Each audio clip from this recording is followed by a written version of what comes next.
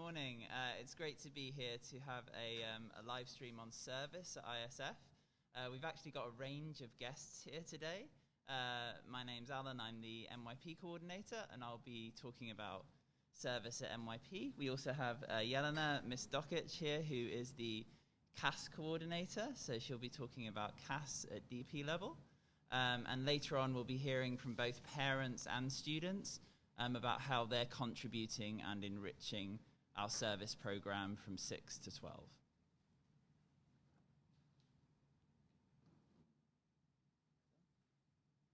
Just double checking our slides. Okay, just before I start, if you have a question during this presentation, we'll be answering those questions at the end. So just go to that link that you can see there at the top of the slide, put any questions in that come up as we're talking, and we'll try to answer those as we move through. Now you can see here the, sorry, just one moment, could you reload the presentation? It should be. We're just getting the new slide up. You can see the MYP model there.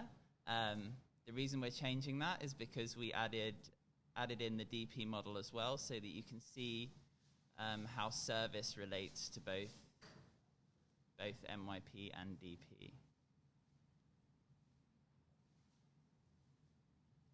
Okay, great. So we're back again. The reason we wanted to show those two models side by side is because service is an important part of both models. You can see it in the center of both the MYP and the DP model, and you can see how service and creativity, action, and service at DP relates to all of the different subjects that your sons and daughters are in. So not only through CAS and through service and services action in MYP, the students have the opportunity to engage in service, but also they can be inspired by the different things that are happening in the different subjects throughout the curriculum.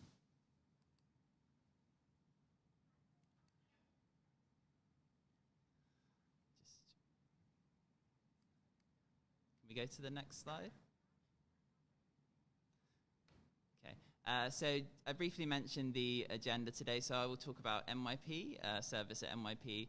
I'll pass over to Jelena, who will talk about CAS, and then we have a parent guest, Jane Scrantz, who will talk to us about the Secondary Family Service Day, and then it'll be very exciting to hear from our service leaders. So we've really tried to incorporate the role of students and student voice in developing our service program, and it's a great opportunity for these students and for other students, so we're really looking forward to hearing from them as well. Okay, now, first of all, what counts as service as action? At MYP, we refer to service as action, and the idea is that students are engaging with others to the benefit of the wider community.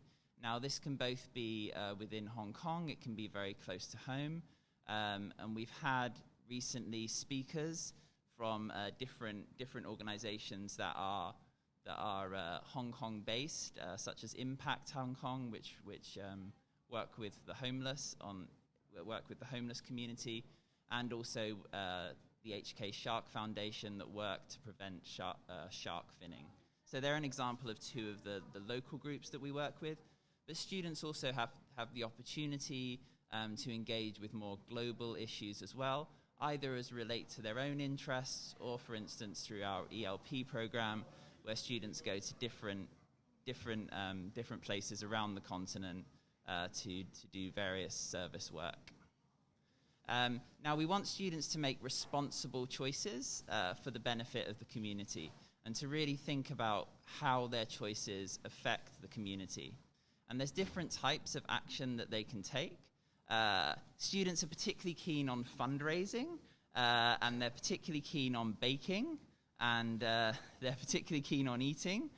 So that's something they really, really like to do, and that's fine, and that's great, and we give them lots of opportunities to do that. We're a bit restricted on exactly where they can eat at the moment, but for instance, with the winter service market is coming up again this year. We ran that last year on the last day before we broke for Christmas break. We plan to have a winter service market again this year, where students will have the opportunity to set up stalls and fundraise in different ways for different organizations that mean something to them personally, where they've been inspired either by their own lives, by something they've seen, by conversations with friends, parents, or through something that they've done in the curriculum. So they can fundraise at the service market, yes, by baking. Also, they do things like offer games, and they can also share information. So what they can also do is raise awareness at the service market, and there's other opportunities throughout the year for students to raise awareness about an issue that they really care about, and advocate for a particular course of action. So our young people have the opportunity to change the world around them and to think about how they can be a positive influence on the world. Obviously, this year has been a unique moment in history, and our students really have an opportunity to think about how they want to be a positive force for good, either by the way they behave, by what they advocate for, and also by raising awareness and funds for different organizations that may really need their support to make the world a better place. So you can see there again the types of action that I showed you on the last slide. The IB also says one type of action can be not to act, so that might be a responsible choice depending on the situation. So it's really about students considering what action really makes sense and really supports the wider community. Now, the type of actions that students can take as service actions in NYP, they can be self-initiated. So, for instance, when the students, and there are already many proposals actually for the winter market, come and offer their proposals, and they talk to me about the different organizations they want to support and the different things they want to do. That's an example of a self-initiated action. And those self-initiated actions don't just happen because we have a winter market coming up, but they can happen throughout the year. And it may start with a student saying they want to do something like a bake sale, but also those things can evolve into other ways that they are supporting the community. So we've had students, for instance, go and support socially disadvantaged students by tutoring them, spending time with elderly people in Hong Kong, and sharing their experiences with them. So there's different ways that students can take self-initiated actions where it comes from them. Yes, they come and talk to me. They come to talk to Miss Dockett. They come to talk to Mr. L.Y. about how they can put those things into place. But they come from the students and they're self-initiated.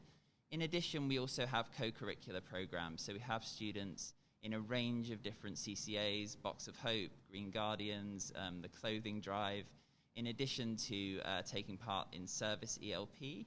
And all of those things also very much count as service as action, as do some of the things that students will do as part of their curriculum. So certain aspects of certain subjects, design, for instance, in particular, are constantly related to service and things that students can make, products they can produce that can have a wider use for the community. And again, that counts as service as action. Now, for NYP, our requirements for service action are that every student needs to reflect on how they have or have not contributed to service in any given year. So a student has to either have a reflection on a service action that they have undertaken, or a reflection on a service action that they plan to take, or alternatively, a reflection on why they haven't taken a service action, and they don't plan to take one either. So what's stopping them? What resources do they need? What support do they need? Or even what motivation are they lacking at this point that they may have in the future? So what we're trying to do is provide every opportunity for students to do service action at NYP, but we don't want them to take those actions because we've told them to take them.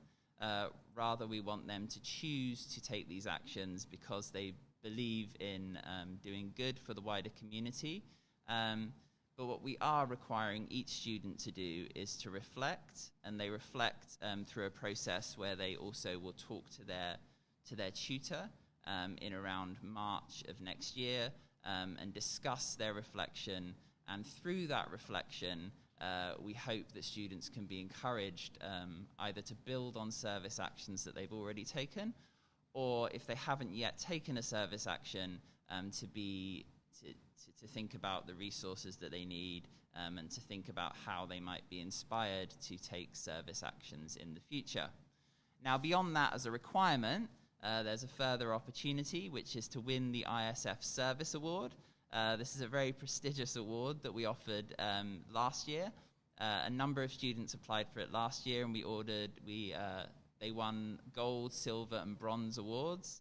And along with those awards, they get the certificate, which they were all really proud to receive after having done a range of great projects for different organizations and raising awareness in different ways.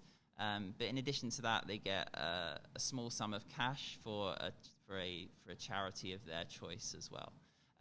So that's a really great opportunity to celebrate service at ISF. And we really encourage students to apply for that award, which also in the application process encourages them to think about what they've done in terms of running what can sometimes be quite a challenging project, and what obstacles they faced and how they overcame those obstacles.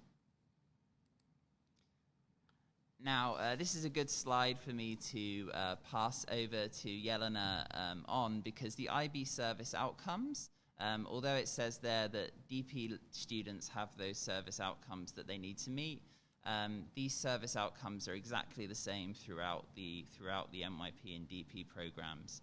So they really unite the programs, and these are service outcomes that we want to introduce to students really right from the beginning of grade 6, and encourage them to build upon and become more and more familiar with, so that when they get to the DP program, they know these learning outcomes, and they know of different ways in which they can try to achieve them.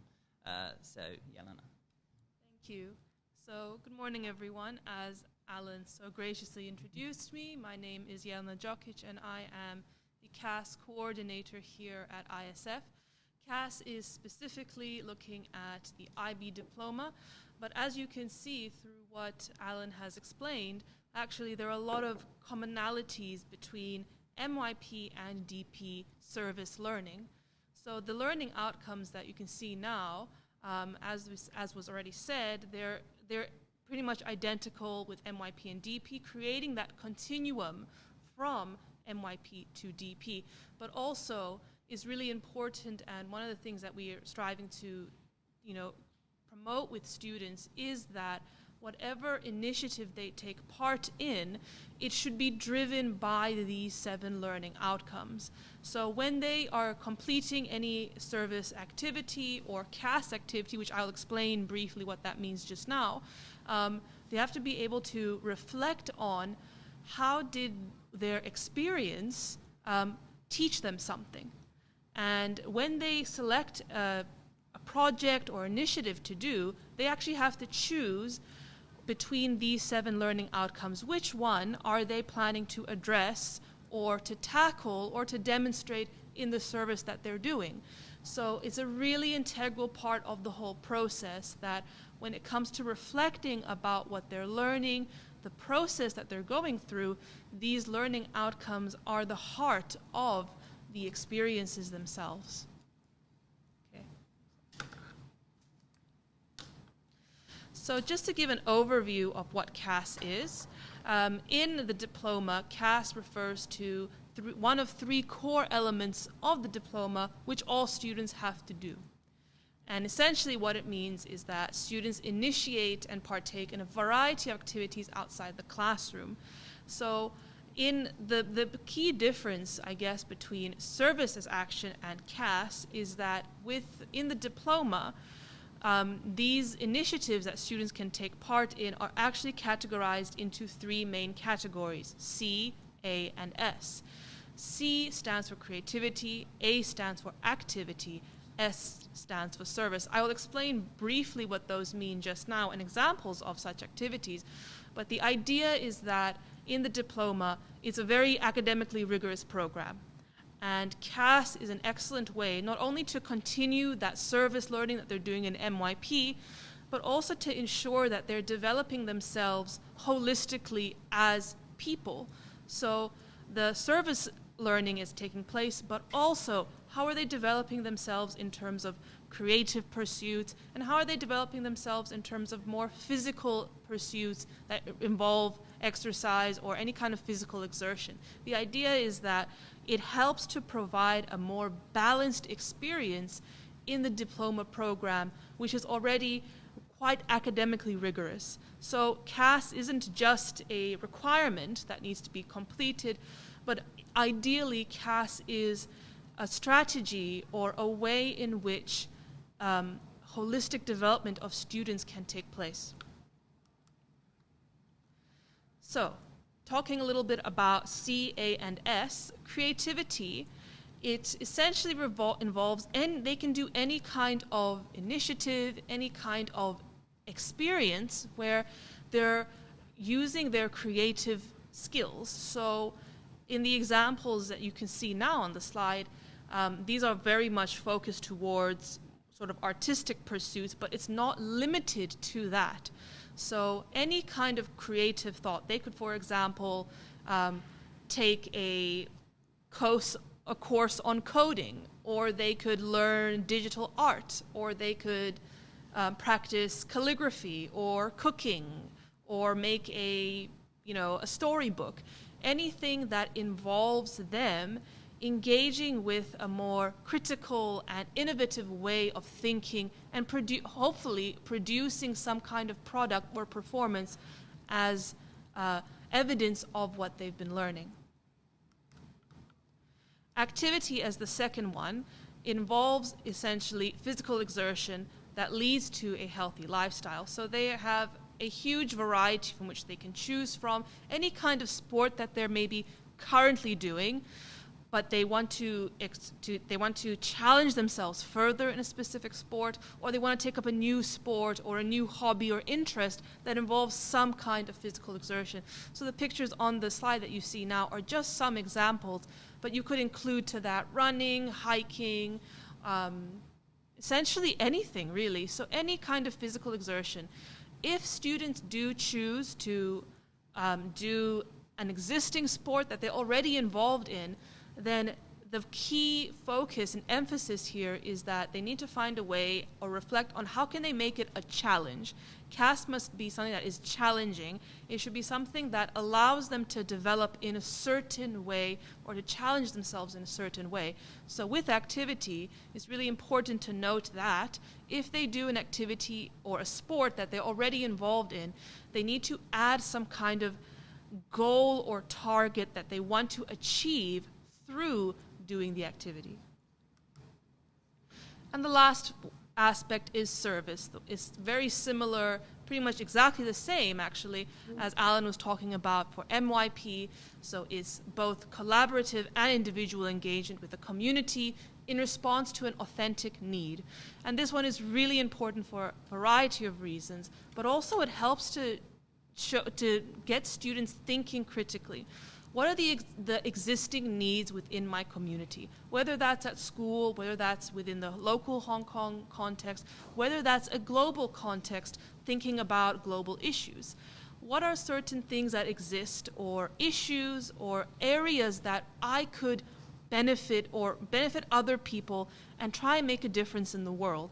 The idea behind service is that we are stepping outside of our own sort of comfort zones and learning and thinking critically about how other people live, developing that empathy about just looking beyond ourselves. How can we help other people? How can we advocate for positive change in the world? So one thing, as Alan mentioned, that we do, donation drives and fundraising are very much the go-tos and very popular forms of service, which definitely are in their own right very valuable because you are providing the resources to a community in need.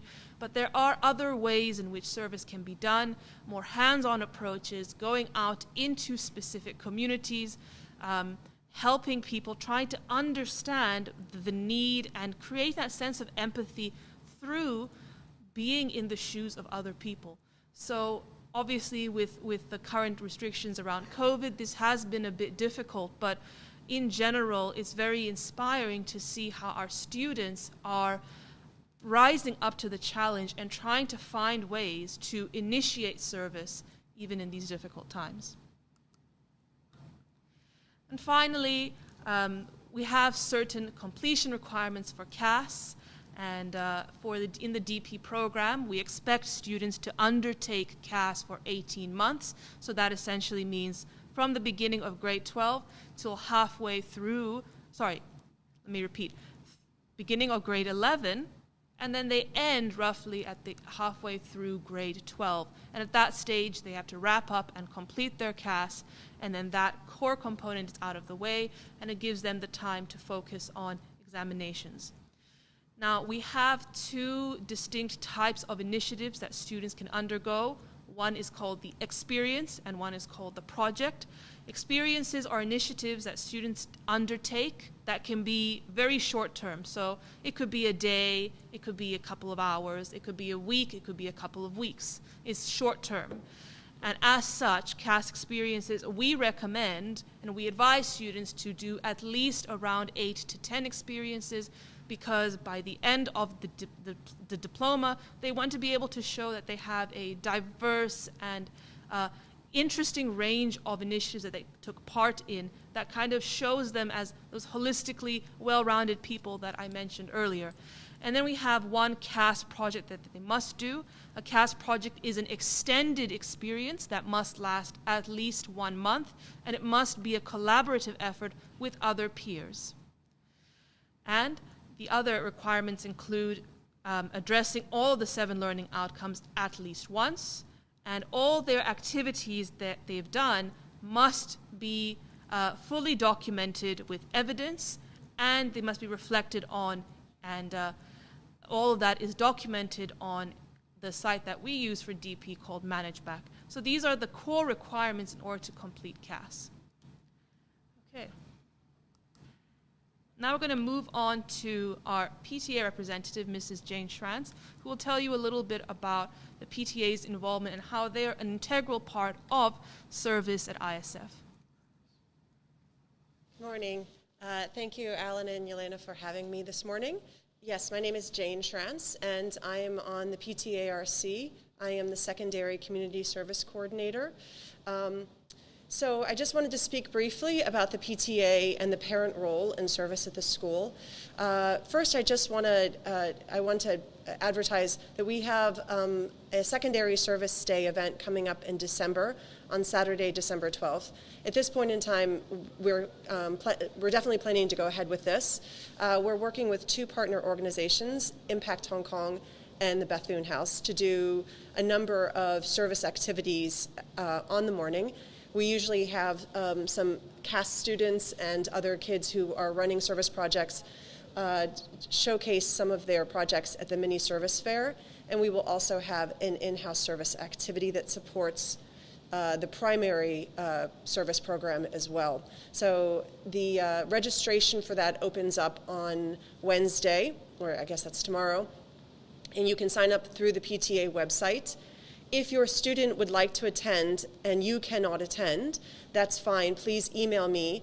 You can also sign them up and let me know that you're not coming. Both of those can be done. Students are permitted to attend the secondary service day without their parents.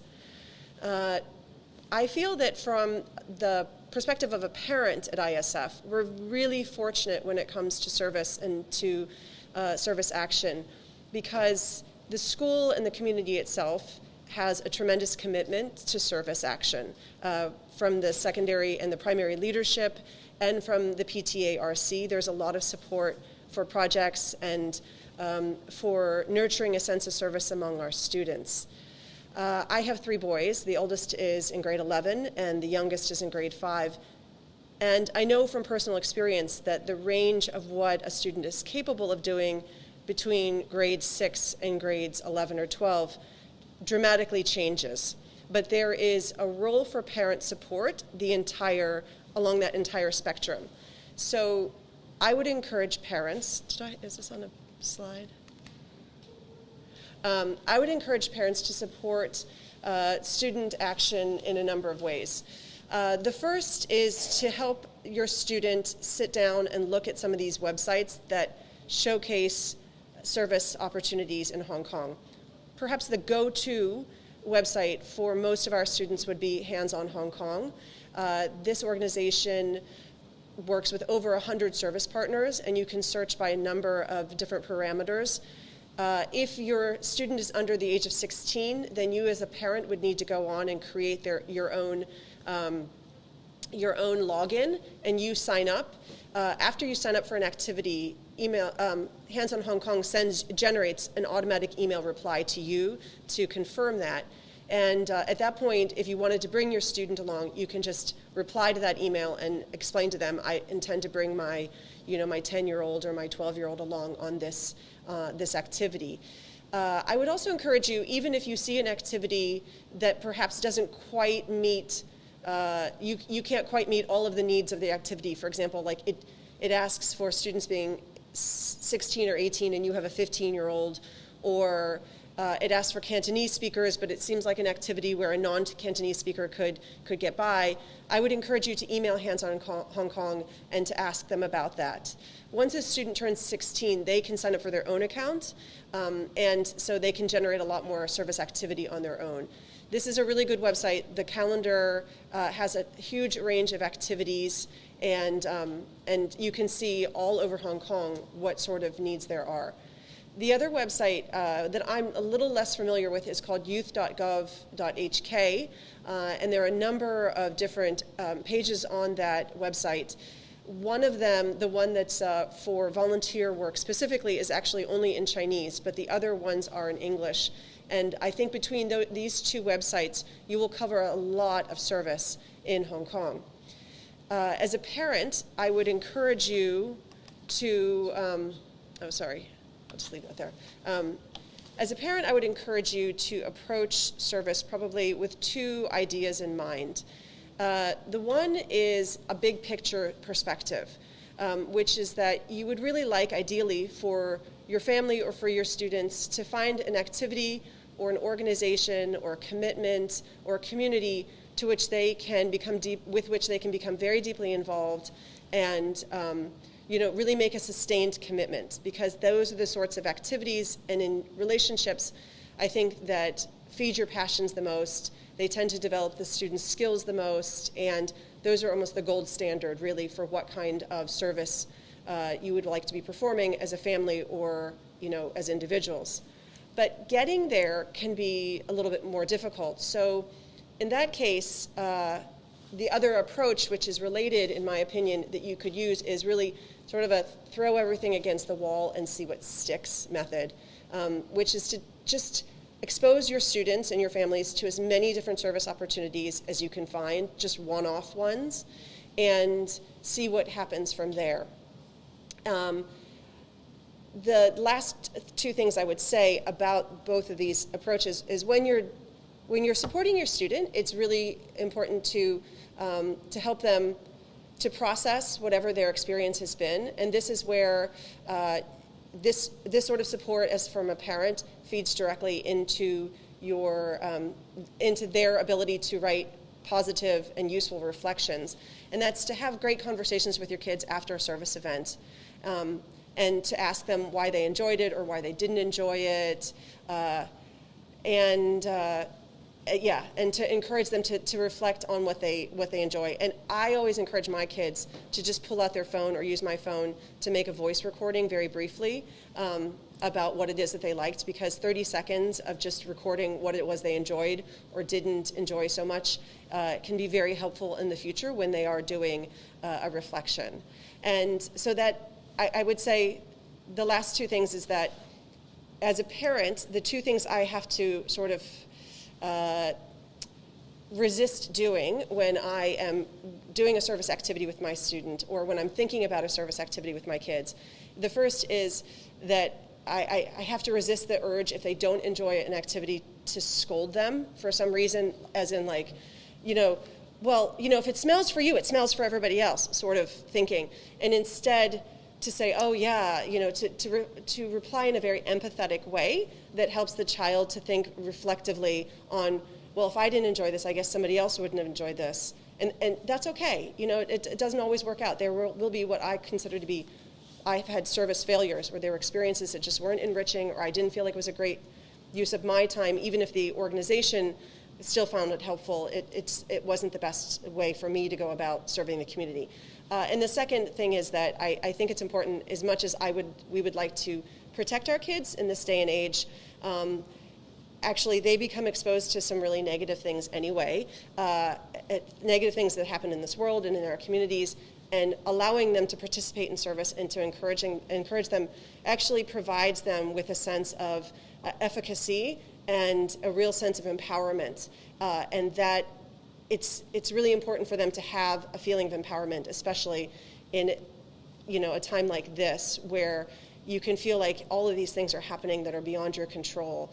And so it's quite enriching for students to feel like, well, at least I can do this small thing to make someone's day better. And we as parents, I think, are really key and fundamental to encouraging that.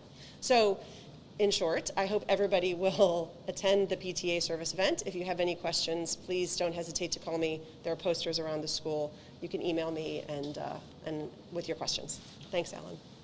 Thank you, Jane.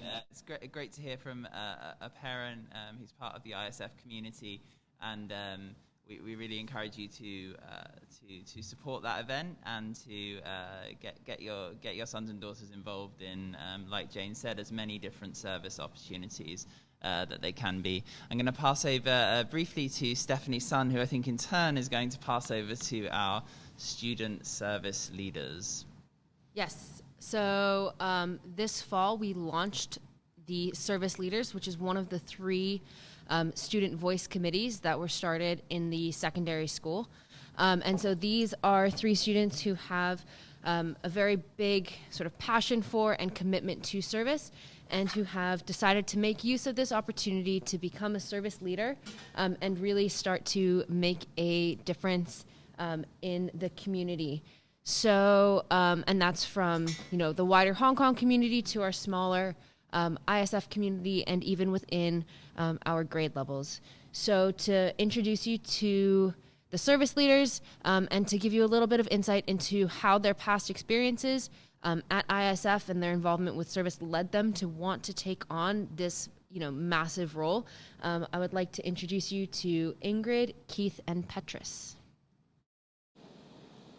Good morning. I'm Petrus, and I am in grade 12 Metal House.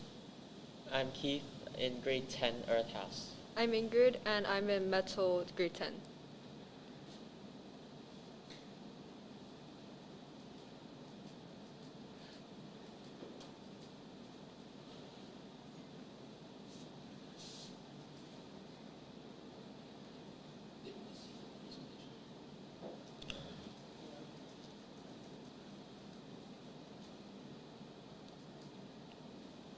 Right, so here are 3 of my major service experiences.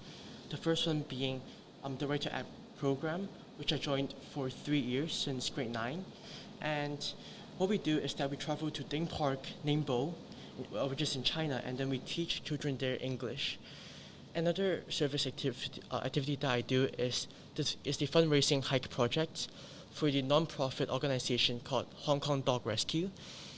This is a self-initiated project in which we donate around 10K to Hong Kong Dog Rescue while hiking in the mountain in New Territories or in Kowloon.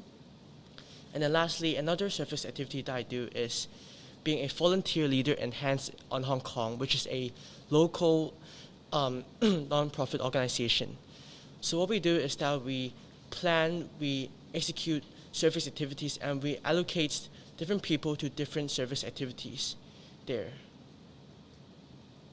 So what inspired me to become a service leader is that when I went to Ding Park, it was really fun in teaching children English, and I really enjoyed seeing children's smiles and the way they laugh when I teach and joke with them.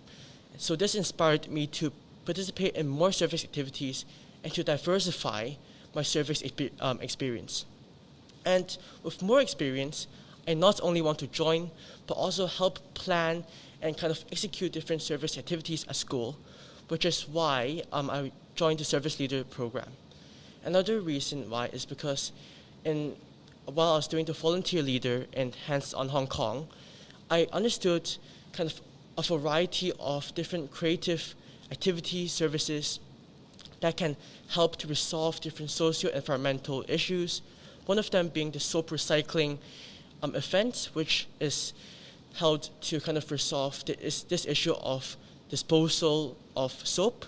Another one is bread run, which is to kind of solve this problem of lack of food for homeless people.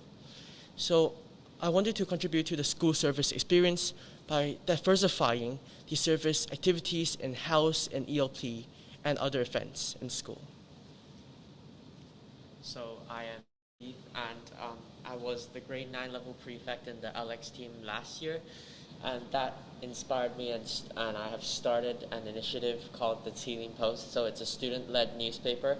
So as you can see from the photo, this is when the Teeling Post was in a grade level scale, so we were in grade 9 by the time, and now it is expanded from an SIA to a CCA, so students in secondary school can participate in the Teeling Post. So why I wanted to be a service leader, and it's more to provide support for students with service, and my experience would definitely help students with trying to initiate their own service, even if it's not outside of school like Petrus and Ingrid have done. It can be some things in school, and the target audience can be students at ISF or teachers at ISF, etc. So it's more of taking up a leadership role and try to inspire more people in participating in service. And it's not just outside of school or doing stuff for the whole community in Hong Kong, but it's about in school doing stuff for students, teachers, for the ISF community. So I'm Ingrid, and I've been in the Right to Act CCA since grade 6. And in this CCA, we work on different proposals of what we can actually do in this village. For example, in the past, we've written up proposals for how we're going to build a well, how we're going to build toilets for the local community. And we work in collaboration with the local community in Cambodia through a person, our local contactor, Auntie Esther. And we work with the local community to figure out what they want and what they need, and see how we can assist them in getting that facility. And we've also organized a lot of fundraising events, including the bicycle event, where we asked students to donate to support, to choose which teacher they want to get pied on a selected day. And it's a really fun event for the entire school to participate in.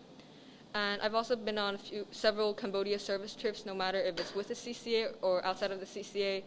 And I've got a very fortunate opportunity to become student ambassador for several of these trips, where I had the opportunity to talk with local politicians and head of education bureau to talk about what our school has done in these villages. So I wanted to become a service leader because I want to set the right mindset in school about what service is. And the service experience for us students is really important, but we have to remember that it's beyond us, and we have to ensure that what we do for these people are long-lasting and beneficial and help them self-sustain themselves. And service has made me more open-minded and understanding of different people's stories and backgrounds.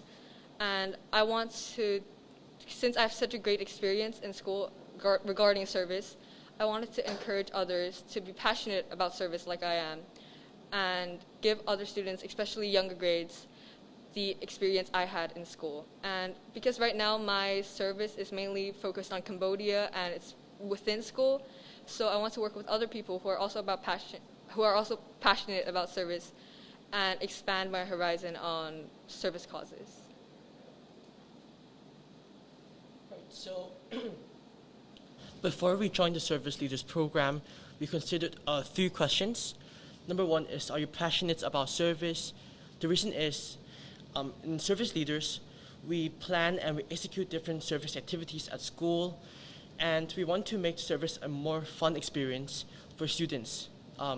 So therefore, in order to do so, we have to be passionate and we have to be curious about different service activities at school. And then another question is, do you want to contribute to the school experience at school? The reason is because what we do is that we collect data and we collect responses from students about the service experience, and we think of different ways to kind of make the service experience more engaging and more suitable for all students throughout grade 6 to grade 12. And last, do you want to develop your leadership skills? The reason is because essentially what we do in Service Leaders is that we communicate with people, with teachers, with students, with parents as well.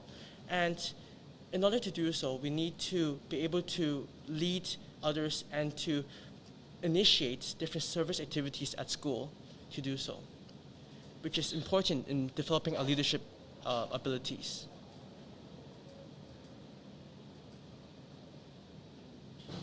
Thank you very much, Ingrid and Keith and Petrus. We hope you can inspire other students to join the Service Leaders program. Just want to check if we have any questions that have come through.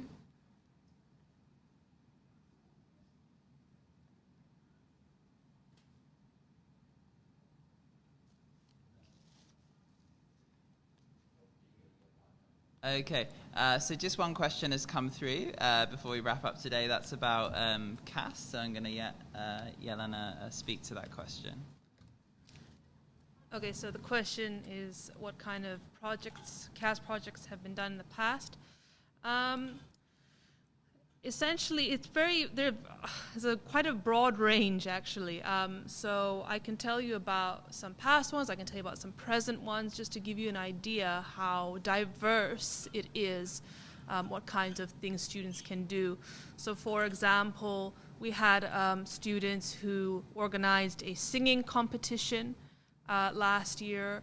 We had students who, actually this year there's quite a lot of interesting CAS projects being sort of formulated at the moment. So things ranging from a podcast series, for example. Another example is we have donation drives that students want to be involved in, but more trying to figure out more sustainable long-term commitments to organizations. So for example, donating feminine hygiene products. We have another one, students who want to start an awareness campaign within the school about sort of certain groups of people and how to treat people with respect.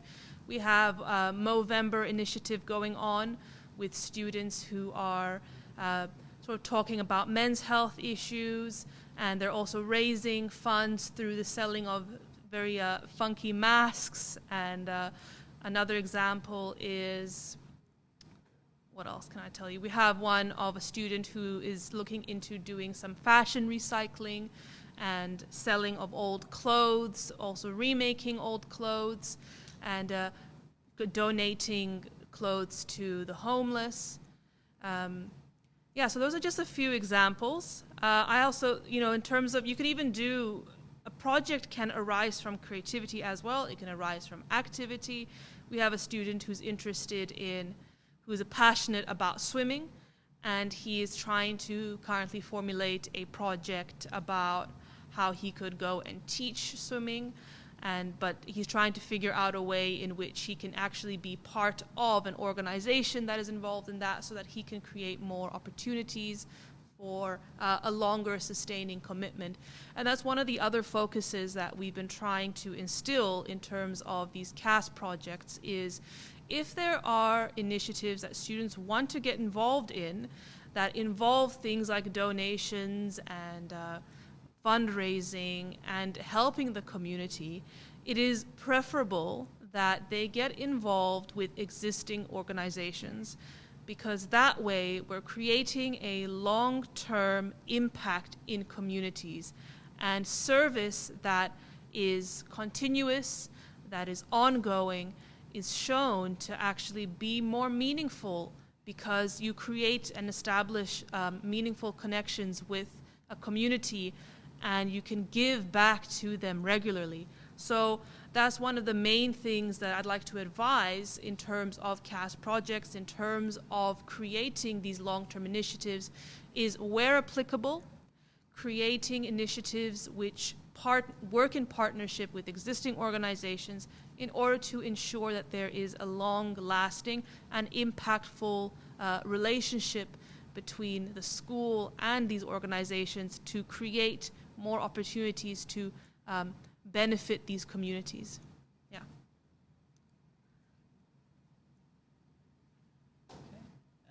Thank you, Yelena. It looks like we've answered all of your questions so far. So thank you very much for tuning in today. We really encourage you to talk at home with your sons and daughters about service projects. Meanwhile, at school, we're working on, as you've heard today, providing a range of opportunities to take part in different service action and CAS projects. And in addition to that, for students to get encouraged to get involved as student service leaders, and really inspiring other students in ISF Secondary to in turn get involved in service as well. So thank you very much for tuning in today, and we look forward to seeing as many of you as possible at the upcoming ISF Secondary Family Service Day. Thank you.